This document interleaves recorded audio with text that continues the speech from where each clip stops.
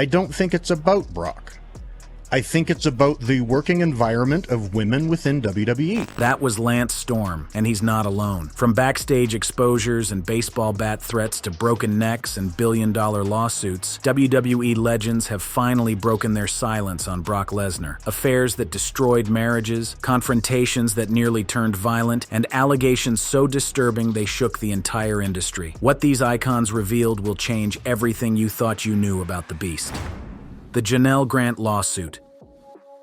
Before we dive into the revelations from wrestling legends themselves, we absolutely must address the elephant in the room, the controversy that has cast the longest and darkest shadow over Brock Lesnar's career in recent memory. We are talking, of course, about the explosive civil lawsuit filed in 2024 by former WWE employee Janel Grant. This lawsuit, which names Vince McMahon, John Laurinaitis, and WWE itself as defendants, contains allegations so disturbing that they have fundamentally altered the landscape of professional wrestling discourse. And while Brock Lesnar is not technically listed as a defendant in this legal action, his name appears a staggering 44 times throughout the amended complaint, placing him squarely at the center of allegations involving sex trafficking, exploitation, and systematic abuse of power. According to the lawsuit's detailed allegations, McMahon allegedly used Grant as what the legal filing describes as a sexual pawn, specifically to entice Brock Lesnar during contract negotiations that took place in 2021. The complaint alleges that Grant was pressured into sending explicit photographs and even a video of an intimate nature, content which Lesnar allegedly received with enthusiasm, reportedly texting back that he liked what he saw, while simultaneously using degrading language toward her if she delayed in sending the requested material. The situation allegedly escalated further when McMahon reportedly arranged to fly Lesnar to Connecticut for what the filing disturbingly refers to as a playdate, though this encounter reportedly never materialized due to Lesnar's alleged heavy drinking. Now, it is absolutely crucial to note here that Grant's legal representatives have explicitly clarified that Lesnar never physically met with Grant and that no non-consensual acts occurred directly involving him. However, the lawsuit portrays him as complicit within a broader scheme of exploitation, and that portrayal has consequences that reverberate throughout the wrestling industry. The immediate fallout from these revelations was swift and severe. Lesnar was effectively sidelined from WWE programming in early 2024, with planned appearances at both the Royal Rumble and WrestleMania being completely scrapped overnight. His merchandise was pulled from sale, his image was removed from promotional materials, and for a time it seemed as though the Beast incarnate had been permanently exiled from the company he had dominated for so long. But then came SummerSlam 2025, where Lesnar made a shocking return, attacking John Cena in a post-match assault that reignited the firestorm of controversy all over again. Grant's representatives immediately condemned the move, accusing WWE of sweeping misconduct under the rug and prioritizing entertainment value over ethical considerations. Backstage reactions to Lesnar's return have been deeply divided, according to insider reports. Some talent members, particularly among the women's roster, were strongly against the decision, feeling that WWE was prioritizing cheap pops over genuine ethical responsibility. Production insiders have noted that Lesnar didn't move the needle beyond the initial shock value, with certain segments being described as embarrassing rather than compelling television. As of January 2026, the lawsuit remains unresolved, with motions for private arbitration from McMahon and WWE having been denied in July 2025. Recent developments include appeals regarding document production related to McMahon's payments, hinting at even deeper financial connections and potentially explosive new evidence yet to emerge. The drama continues to unfold, but it is merely the most recent chapter in a much longer story of controversy surrounding the Beast. Speaking of stories that have shocked the wrestling world, we must now turn to one of the most disturbing personal accounts ever shared by a WWE personality, a revelation that came to light during the Sabar speaking out movement and continues to generate discussion to this very day. Terry Reynolds.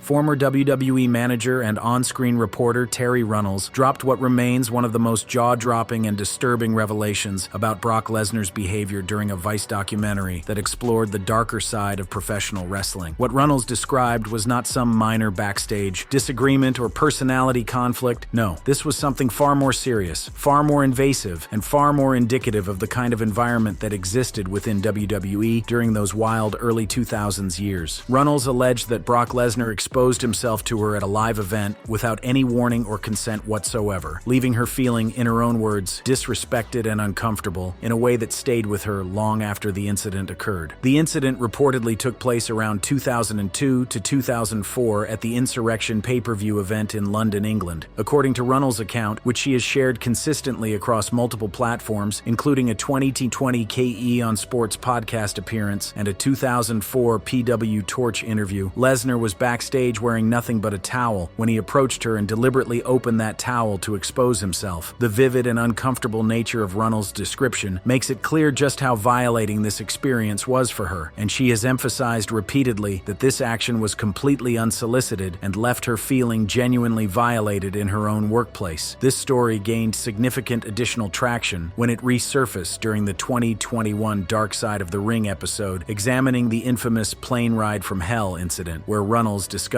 the broader culture of harassment and the reasons why she and other women often chose not to report such incidents due to legitimate fears of professional repercussions. What makes this revelation particularly significant is how it fits into a broader pattern of behavior that Reynolds has described: a boys' club environment where women were treated as second-class citizens at best and targets of harassment at worst. Lesnar himself has never publicly addressed these specific allegations, maintaining his characteristic silence on personal controversies, but the story has added substantial fuel to ongoing criticisms of his behavior toward women in the wrestling industry. Fans across platforms like Reddit have debated whether such incidents should be dismissed as mere locker room hijinks from a different era, or whether they represent clear and unacceptable harassment that should have faced consequences then and deserves condemnation now. The consensus among most reasonable observers tends toward the latter interpretation, and Reynolds' willingness to speak her truth has contributed to the ongoing conversation about accountability in professional wrestling.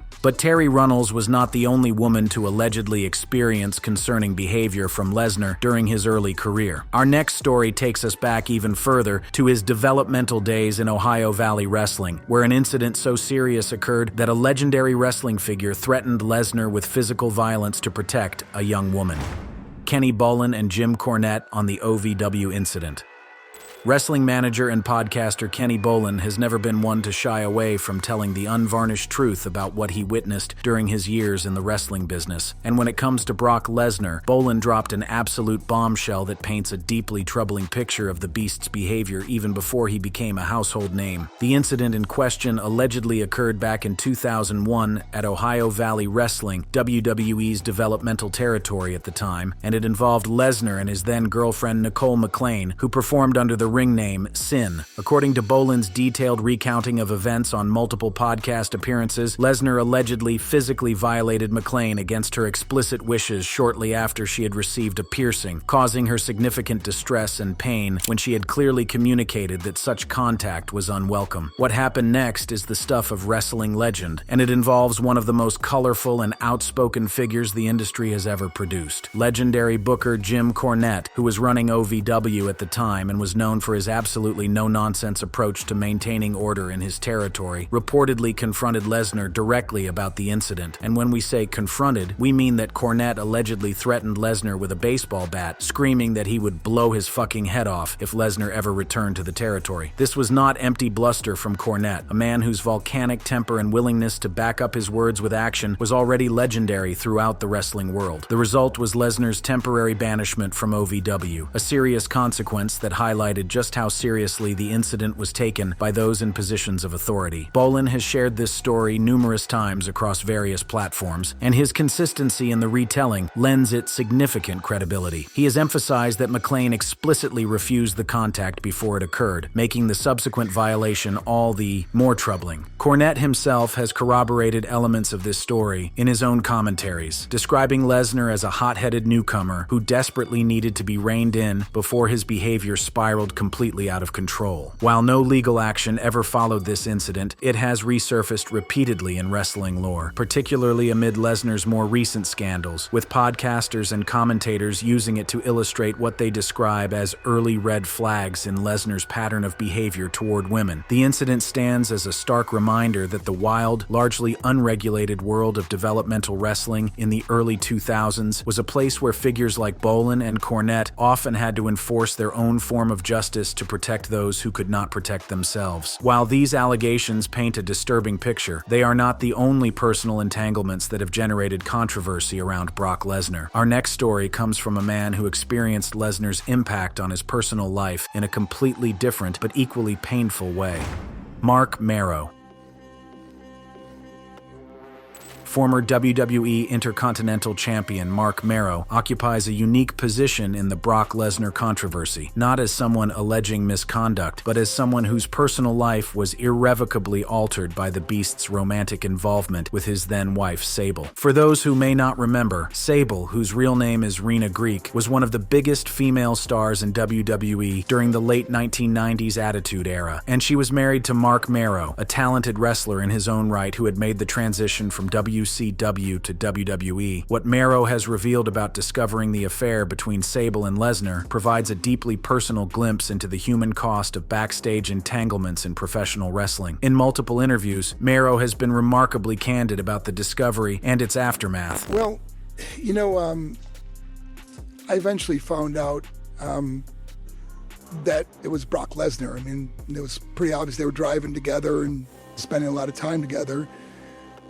And I told this funny story on JR's podcast, but I said, you know, when I find out who this guy is, I'm going to beat the tar out of him. The irony of that statement was not lost on Mero or anyone who heard him tell it. When he finally discovered that the man his wife was seeing was the absolutely massive and physically intimidating Brock Lesnar, any thoughts of physical confrontation quickly evaporated. As Mero has recounted with characteristic self-deprecating humor, upon learning it was Lesnar, he wisely decided to back off from any notion of settling things with his fists. The affair, which reportedly began around 2003, has been fodder for wrestling gossip for over 2 decades now, with Mero's willingness to discuss it openly providing a rare window into the personal toll that such situations take on everyone involved. What adds another layer to this story is what Lesnar himself wrote in his 2011 autobiography, Death Clutch. In that book, Lesnar admitted to wanting Sable out of WWE entirely due to the testosterone-fueled environment and his jealousy over other men's advances toward her. This possessive side of Lesnar's personality, revealed in his own words, takes on additional significance when viewed alongside the other allegations and incidents that have accumulated over the years. Mero, for his part, has expressed that the split ultimately led to personal growth for him, and in recent interviews from 2024 and 2025, he has said that if he could speak to Sable today, his message would simply be thank you for inadvertently freeing him to find a better path. Still, his story remains an important piece of the complex puzzle that is Brock Lesnar's legacy. From personal betrayals, we now transition to physical ones, as our next legend story involves an in-ring incident so severe that it left him unable to compete for over a year, and the truth about what really happened that night remains a subject of intense debate among wrestling fans. Hardcore Holly.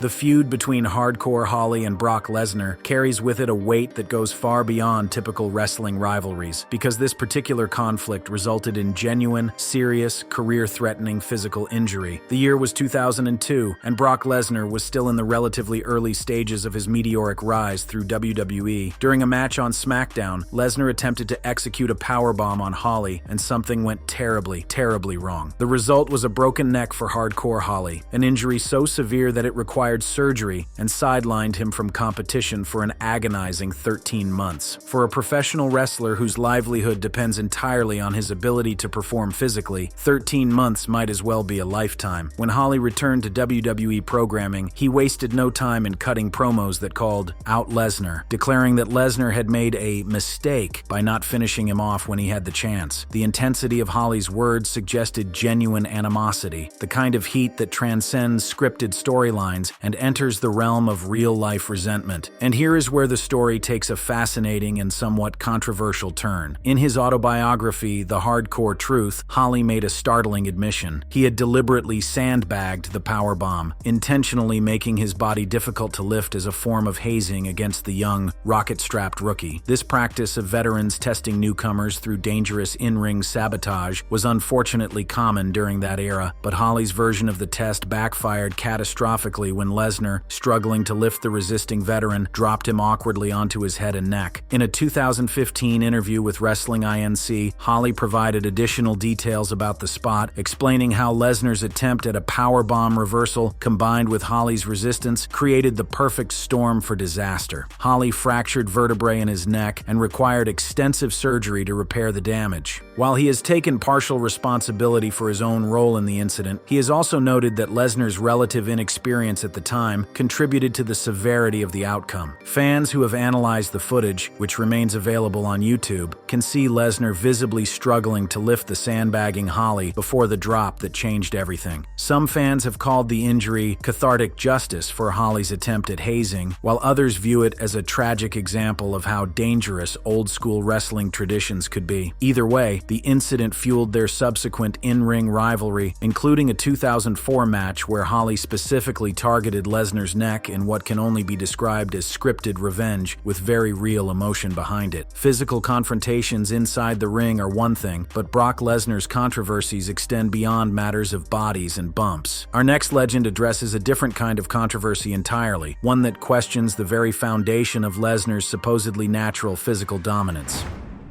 Booker T, five-time WCW champion, Booker T has shared both lighthearted and deeply serious anecdotes about Brock Lesnar over the years, and his observations carry significant weight given his own legendary status in the wrestling industry. On the lighter side, Booker has recounted hilarious backstage moments where Lesnar's intensity inadvertently cracked up everyone in the locker room, revealing glimpses of a more human side to the beast that fans rarely get to see. But Booker has also touched upon far more serious matters, specifically the persistent questions surrounding Lesnar's use of performance-enhancing substances throughout his career. The facts of the matter are well documented. Lesnar was arrested in 2003 for possession of what turned out to be legal supplements, charges that were ultimately dropped, but then came the far more damaging 2016 UFC drug test failure that detected clomiphene in his system, a substance often used as a masking agent for steroid use. This failure resulted in a suspension from UFC competition and cast a long shadow over his accomplishments in mixed martial arts, where his 5-3 record had already revealed vulnerabilities that contradicted the image of an unstoppable natural beast. Booker T discussed the UFC suspension in a 2016 interview, suggesting that perhaps WWE should consider similar or even harsher punishments for such violations, a stance that not all of his fellow legends would necessarily share. On his podcast, Booker has also addressed the 2006 Signature Pharmacy scandal, which linked several wrestlers, allegedly including Lesnar, to a network that distributed performance-enhancing drugs. These revelations collectively undermine what Booker and others have called the natural beast mythology that WWE has cultivated around Lesnar for decades. Can anyone truly be considered a natural freak of nature when evidence suggests chemical assistance played a role in sculpting that physique? Booker's comments from 2025 regarding Lesnar's return to WWE drew particular backlash when he said he was glad he's got his money, without acknowledging the ongoing lawsuit controversy, a statement that critics viewed as tone-deaf at best and complicit at worst. The steroid questions represent yet another layer of the complex, controversial legacy that follows Brock Lesnar wherever he goes. Questions about what substances may or may not course through Lesnar's veins are one thing, but what about questions regarding his work ethic and willingness to put on great matches? Our next legend has plenty to say about that particular subject. Jon Moxley. Former WWE star Jon Moxley, who performed under the name Dean Ambrose during his tenure with the company, has been nothing short of scathingly vocal about his frustrations with working against Brock Lesnar, and his criticisms paint a picture of a performer who simply did not care enough to deliver the kind of match that fans deserved. The setting for this particular drama was WrestleMania 32, where Moxley and Lesnar faced off in a no-holds-barred street fight that had been hyped to the moon as an absolutely chaotic, brutal, must-see encounter. What fans actually got was a straightforward, almost pedestrian match that failed to live up to even a fraction of the carnage that had been promised in the build-up. According to Moxley's subsequent shoot interviews and public comments, the blame for this massive disappointment falls squarely on Lesnar's lack of interest. Moxley revealed that he had pitched numerous extreme ideas for the match, including the use of thumbtacks, barbed wire, and other hardcore staples that would have made the no-holds-barred stipulation actually mean something. Lesnar Lesnar reportedly rejected every single suggestion, showing what Moxley described as complete and utter disinterest in putting together a match that would steal the show. The way Moxley tells it, Lesnar seemed to believe that merely sharing the ring with him would be enough to elevate Ambrose in the eyes of fans, as if his mere presence was sufficient without any actual effort on his part. Moxley described being met with straight-up laziness during the entire process, from the planning stages through to the execution of the match itself. He noted that Lesnar arrived late to discussions and dismissed elaborate plans with the dismissiveness of a man who believed the rules simply did not apply to him. Paul Heyman, Lesnar's longtime advocate and manager, defended his client by suggesting that Moxley's own attitude had soured the collaborative process, but Heyman's loyalty to Lesnar is well known, and his perspective must be weighed accordingly. The drama surrounding this match highlights what many perceive as Lesnar's sense of entitlement as a highly paid part-timer, a performer who expects main event status and main event money while delivering what critics argue amounts to part-time effort. Moxley's resentment clearly persisted long after he departed WWE for greener pastures in AEW, and his willingness to speak publicly about these frustrations has contributed significantly to ongoing debates about Lesnar's professionalism and dedication to the craft. If Moxley's criticisms focused on Lesnar's professional laziness, our next Legends confrontation with the Beast revealed something far more aggressive and potentially dangerous in Lesnar's personality. On Lesnar's professional laziness, our next Legends confrontation with the Beast revealed something far more aggressive and potentially dangerous in Lesnar's personality. Chris Jericho. WWE Hall of Famer. Chris Jericho is one of the most decorated and respected performers in professional wrestling history, a man whose career has spanned multiple decades and multiple continents, earning him the adoration of fans and the respect of his peers. So when Chris Jericho says he had a heated backstage confrontation with Brock Lesnar, people listen. The incident in question occurred immediately following SummerSlam 2016, a night that would become infamous for one of the most controversial match finishes in recent WWE history. In the main event, Lesnar faced Randy Orton, and the match ended when Lesnar opened up Orton with a series of legitimately brutal elbow strikes that left the legend killer bleeding profusely from his skull and suffering a genuine concussion. Jericho, watching backstage and concerned for his friend Orton's well-being, was unsure whether what he was witnessing was a planned part of the match or whether Lesnar had gone into business for himself. He confronted Lesnar in the gorilla position immediately after the match, and what followed was a moment of genuine tension that nearly escalated into physical violence. No, the switch flipped and I was like, fuck it, I don't care. I remember just looking at him and it's like, if he hits me, I'm gonna bite his nose off.